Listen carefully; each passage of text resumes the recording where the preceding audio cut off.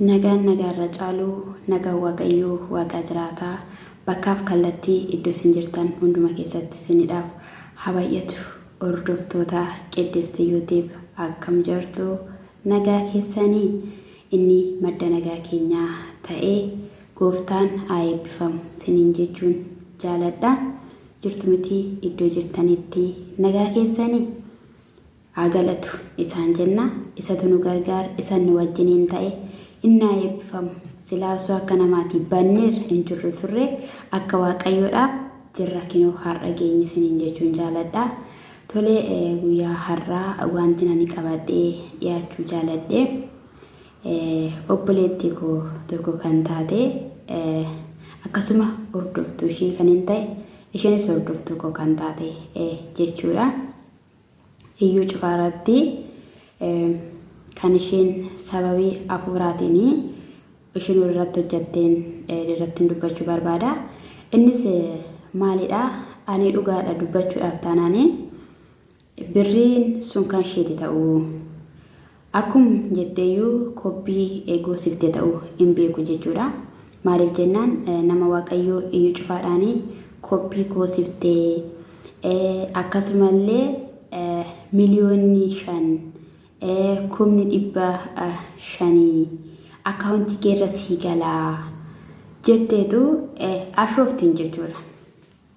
Egaa obboleettii koo waan tokkoon sii himaa. Daabiloos hafuura buuramtichaa kan dhaloota baay'ee nyaate, kan dhaloota baay'ee koffisee karaa irratti hambisee isa irratti maaliif hin hojjetiin? Tokko isa irratti maaliif hin hojjetiin? Har'a inni takka huccuu adii uffateetu takka huccuu gurraacha uffatee takka huccuu gurraacha adii waliin isaayyuu hin beekamu jechuudha. Bifa geeddaratee uffateetu achi taa'ee bakkeessaa taa'ee gabbara isaa nyaachaa jira. Isaan irratti hojjechuu qabda turte. Ati kan warra wangeelaan tajaajilan, warra yaarikoo seexanaa diigaa jiran, warra mandara seexanaa qullaatti hambisaa jiran irratti maaliif hojjechuu jaalatte? Dhugaa giddii koo liqimsee fixee jechuudha viidiyoo sana. Dhaggeeffachuu waan hin qabuuf, irraa waan hin hubadhu waan hin qabuuf jedheenan daqiiqaa 11 waraabdee bakka giddii kootti nan fixe jechuudha. Nuti yeroo tokko nama mataa isaa gadi galchineetu yeroo tokko immoo qebexxirisitti yenneetu namaan abaarra. Ani maalii jennee dhaabbannee ofiin ilaallu jechuudha. Ofiin hin barbaannu. Duraan dursinee namarratti wanta tokko yaaduu irra namarratti quba keenya qabuun dura ani eenyu jennee of ilaaluun nu barbaachisa jechuudha. Eenyuun an nama akkamiiti? An maaliin hojjadhe? An bu'aan koo maali jennee of ilaaluutu caala jechuudha. Kaalchoodhaan naa jette immoo kaalchoodhaan eeyyee kaalchoodhaan seexanni maal silaa kabaja isa kam qabdi?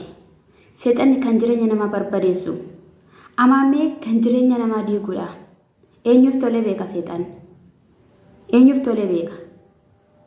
Sobeetu dhalootatti fakkeessee jireenya nama daanoo godha malee eenyuuf tolee hin beeku seexanni. Kanaafiyyuu seexanni kaalchoo miti gadi dhidhiituudha kan isaan maluuf. Kanaafiyyuu ati dogoggorteettan siin jedha. Ati dogoggorteet. Ati garuu amma ta'etti sheerii godhaati Iyyuu Cufaa biraan naagaa. Iyyuu Cufaa yeroo kana ilaalu siif hin qabu. Iyyuun Cufaanii yeroo kana ilaalu hin qabu. Iyyuun Cufaa yeroo wangeela ilaalu qaba malee. Yeroo dhaloonni akkamittiin hidhaa keessa hiikamu, akkamittiin Yesuusin arguu danda'a, akkamittiin Yesuusin tajaajila, akkamittiin wangeela isa karaa jireenyaa ta'e, isa haara galtii boqonnaa ta'e, isa naafaa utaalchisuun akkamiin ilaala, yeroo kamiin ilaaladha malee yeroo viidiyoo akkanaa ilaalu iyyuun qabadhee itti yaadu jechuudha. Kanaafiyyuu yeroo sin namoota waaqayyoo irratti hojjetan jechuudha. Warreen akkasii warreen akka keetti jiraachuu danda'u. Ani suura keerras laxxafu sin barbaadu. Maaliif jennaan ati obboleettii kooti waan ta'eef aminaadhaan namaan ol baasuun barbaachisaa miti. Haa ta'uyyuu malee yeroo si wangeela si gadi qabdanii waaqayyo gubbaarra gadi si qaba. Ati har'a gola namaa keessa jirta. Ati har'a gola madaamii keessa jirta.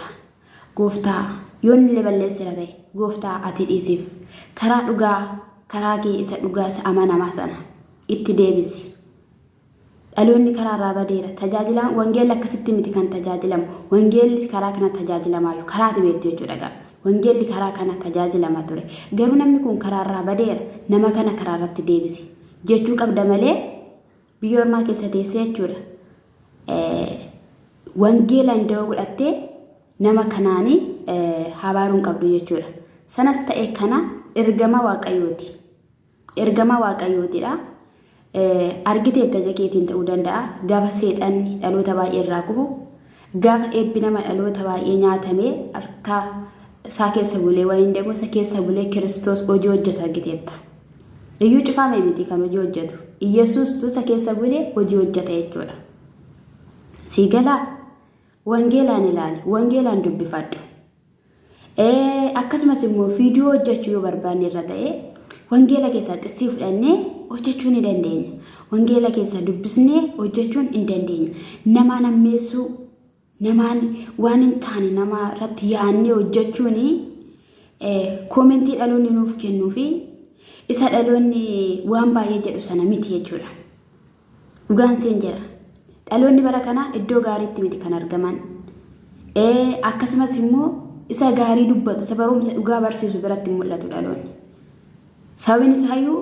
seexanni addunyaa dhuunfateera waan ta'eef jechuudha seexanni yeroo baay'ee wanta hin taane wanta karaarraa nama gorsiisu wayin immoo nama dabsiisu fidee waan dhufuufi kolfa fakkeessee wanta baay'ee fakkeessee jechuudha dhaloonni bakka sana jiru atis kanaaf jechuudha kan akkas goote kanaafidha kan akkas goote jechuudha waan beektuuf jechuudha kanaafiyyuu kana miti jireenyi biyya lafaa hin darbaa inafaa kantuudha garuu isa gaararraa qopheeffadhuun isa walii ilaalinin galaa kee har'a galaan qopheeffattu taanaan boru waan nyaattu hin qabdu dhugaan siin jedha namni har'a waan qopheeffanne taanaan har'a waa waliin keewwanne taanaan boruun galaa nyaatu hin qabu boru biddas isa nyaata jechuudha boruun ibiddas isa nyaata si gala isa faradu wayyoonni jedhe jechuudha isa faradu wayyoo ati faraduuf haboon qabdu maa faradda waan barbaade haa godhu baqqaan si wayyoo siin jechaa jira hin faradde waan ta'eef jechuudha faraduun siin barbaachisu si inni faradu gubbaarra jira kanaaf iyyuu sirrii miti wanta akkanaa maqaa namaadhaanii waan hin taaneen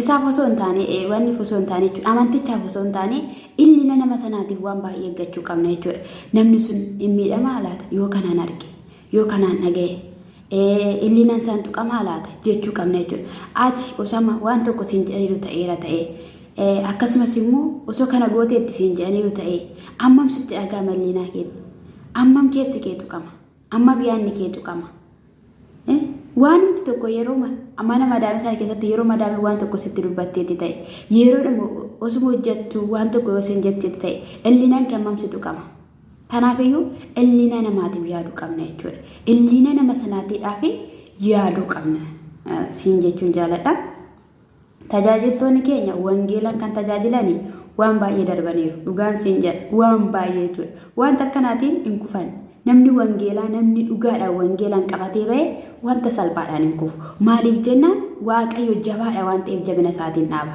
waaqayyo danda'aadha waan ta'eef dandeettii isaatiin dhaaba waaqayyo oolchaadha waan ta'eef humna isaatiin oolcha aangoo isaatiin isaan gargaara ulfina isaatiin isaan gargaara waan ta'eef jecha shakkaraatiidhaan namoonni waaqayyo yoomiyyuu cabanii duubatti nafan si galamiti cabanii duubatti nafan siin jechuun jaaladha akkasuma warreen namarratti waan hin taane hojjennu dhugaadha ofinaa ilaalu ofinaa to'annu yoo of to'anne irra ta'e ani eenyu yoo jenne irra ta'e nama sanallee akkamiin ni beekna nama sanallee akka waan hin taane irratti raawwanne hin beekna jechuudha kanaafiyyuu wangeelaan sababeeffanne osoo dhalootaan tuquu baanne osoo dhalootaan miidhuu baanne osoo dhaloota daddarbuu baanne anaan baay'ee natti tola jechuudha yoo nu danda'ameera ta'e keessaan seennee akkuma yeroo baay'ee keessaan seennee osoo wal gorfannee osoo walii bilbillee walitti himne karaa garaa garaatiin jechuudha dursinee wal baafnee wal saaxiluun osoo nurraa dhaabbate dhugaa osoo nurraa dhaabbate wal jajjabeessuun wal bukkee dhaabbachuudhaan jabaadhu waliin jechuun waan gaarii gochuudhaan wal bukkee osoo dhaabbanne kun baay'ee gaariidha jechuudha. Namni sun sitti gammada, nama sanarrayyuu gaarummaati gooteedha Waaqayyo sitti gammada jechuudha. Sigala Waaqayyo gaarummaa ati gooteedhaani sitti gammada jechuudha. Siif ta'a eessayyuu si alaan dhaqu wanta hojjatte yaa obboleetti yaa obboleessa koo dhugaan siniin jedha. Kanaafiyyuu gaggaarii nu guute qaqqajeelun nu guute walitti hinaaffina. Inaaffaan karaa miti, inaaffaan jireenya miti, inaaffaan jiruu miti. Keessaa warri gola madaamotaa gola hormaa biyya hormaa keessatti argamnu waanuma gaarii waliif haa yaadnu, waanuma gaarii haa hojjennu. Maaliif jennaan daqiiqaaf daqiiqaa keessatti waan nu quunnamu tokkollee waan hin beekneef jechuudha. Waan hin beekneef. Kanaafiyyuu namni illee waan tokko waammata. Nuti Waaqayyo malee eenyuun waammanna? Hojii kee ilaala ka Waaqayyo immoo akkamittiin siif owwaatare? Namoonni tokko jechuudha dabuma hojjetanii ammeenyuma hojjetanii sa'aatii 24 inqunaaru bakka ammeenyaan guutamanii inqunaaru gugguufuu wanti tokko gaafa isaan itti dhufe immoo Waaqayyo eessaa siif owwaata? Akkamittiin siif owwaata? Atoo kaleessa waan gaariin hojjenne siif hin owwaatu. Waaqayyo jechuudha akka nama nama jalaa yeroo inni jedhu hin jira. Yeroo hundumaa Waaqayyo namaaf hin owwaatu dhugaan siniin jedha. Qajeeltotaaf iyyuu Waaqayyo yeroo hundumaa hin owwaatuuf sababiin isaa calli jedha Waaqayyo calleedha yeroo hojjetu qaba malee zimmeedha miti jechuudha. Waaqayyo gaafuma nama waaman hojii keedhaan siif dhiyaata Waaqayyo akkaataa hojii keetiin siif dhiyaata. Obboleetti koo tokko maal akka ishiin jette sinitti himaa jechuudha. Biyya Arabaa dhuma kana keessatti jechuudha wal beennaan jechuudha. Anatu jette wal lolan jechuudha. Sababiin isaan itti wal lolan ifisi maalidha? Sareetu du'e mana ishiin keessa jirtu keessaa. Mana ishiin keessa jirtu keessaa sareen gaafa duutu situ ajjeesedhaniin jechuudha.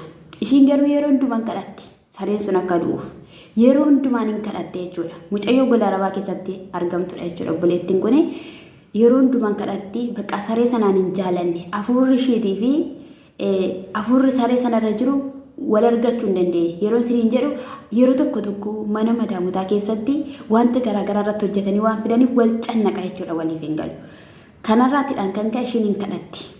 Ishiin gaafa kadhattu ishiin gaafuma calluma jettee kadhattu bishaan kadhataa jechuudha. Bishaan amantoonni irratti kadhatan saree naxxeettoo baaste jechuudha. Sababiin isaayyuu yeroo hundumaa sareedha bishaan kenniti waan ta'eef iddoo kaameraan hin jirre dhaabbattee itti naqxe. Sana booddee saree sanatti kennite sareen sun guyyaa lamaan booddee du'e. Sababiin isaayyuu akka inni du'uuf itti kennite waan ta'eef jechuudha. Hin barbaanne waan ta'eef jechuudha. Otuma jedhanii guguungumuu jalqaban maatiin. Maatiin gaafa isaan guguungumuu jalqabanuu firoottan shiimulu walitti dachaasteetu sanaa booddee abbaan manaanii madaamii ishiitii billaa baatee otolanii shaawurii seenee jiru billaadhaan natti seene jette. Aaduu jechuudha billaan ni jedhamu. Gaafa inni billaadhaan natti seenu jette maqaa Yesuusiin namuriin jedheeni jette. Maqaa Yesuusitiin namuri jedhee jette. Garuu in hollate harkisaa jette. Sinigala harkisaa in hollate. Mee ishiin jabaa taateeti ishiin jabaa taatee miti jechuudha. Waaqayyootu ishii faana jabaa ta'e jechuudha. Waaqayyootu ishii oolche jechuudha. Waaqayyootu ishii gargaare jechuudha. Waaqayyootu dhugumaan ishii faana jira jechuudha. Kanaafiyyuu olis kaanu gadis kaanu warri Waaqayyoon qabnu uumaan taanu. Musiniin jechuun jaaladha. Maarree madaamonni keenya yoomii hin qunaaru. Wante godhu osoo afaan nurratti dubbatan jechuudha nurratti qunaaru nurratti moruu nurratti sobuu nurratti maal jedhu garuu nuti hin duune sababiin isaayyuu kakuu qabna waan taaneef jechuudha. Namni kakuu hin du'u amantii kam keessa jiraadhu amantii kam ani yeroo baay'ee jechuudha namni maaliif amantii koo ta'e amantiin ani keessa jiru keessa maaliif jiraachuu dide jedhee hin beeku. Sababiin isaayyuu amantii kootiin ala jechuudha qajeelonni baay'ee waan jiraniif. qajeelonni baay'een isaanii kumaatamni isaanii waan jiraniif an akkasitti natti amana silan beektee ta'eef miti jechuudha. Maaliif qulqulloonni gaggaaruun kan namaaf yaada gaarii qaban kumaatamni isaanii waan jiraniif iyyuu baay'een isaanitti gammada jechuudha. Kanaafiyyuu mee walirraa buunu yeroon kun yeroo walirratti kaanee yeroo walammeessinu osoo hin taane yeroo waaqayyoon kadhannu lammiin keenya qomoon keenya bu'aa beelaa yerootti jiranidha. Sabni keenya yeroo amantii garaagaraatiin ari'amsa jala jiranidha. Isaan kanaaf yeroo kadhannu namni jaalatee miti kan lammiisaa kan akka faansaa osoo beeku kan akka faansaatiin otoo dubbatu lammiisaa deebi'ee ari'u amantiidhaaf osoo hin taane seexanatu akkas godhe akkana godhi jedhaan jechuudha ajaja jechuudha. Kanaafiyyuu gaarummaan biyya keenyaaf akka ta'u jaalalli biyya keenyaaf akka ta'u yeroo itti kadhannu yeroo namni keenya uffay jedhee boqonnaa akka argatuuf haadholiin abbootiin har'a gufanii karaarratti wanti baay'een ta'aa jira. Isaan kanaadhaaf waaqayyoon kadhadhaa. Namaan hin ammeessina namaan hin ammeessu haadhisnu namarratti qabu haadhisnu obboloota koo siniin jechuun jaaladha. Ani obboleettiin keessan qixxisi guddaan sin jaaladha guddaan sin kabajaa. Ayyaanni waaqayyoo biyyaaf kallattii qixa sin jirtan hunduma keessatti siniidhaaf haa baay'atu. Waaqayyoon sin haa eebbisu siniin jecha chaanaalii koo like subscribe naa godha. Lammiiwwan Oromoon bal'aadha garuu jechuudha wal jajjabeessuu irratti rakkina qabna. Na jajjabeessa anis kan keessan sinis kan kooti siniin jechuun jaaladha. I love you so much siniin jedha. Hojiin keenya gaarii dhumaa naa ta'uun siniin jedha. Eebbifamaa shaaloo.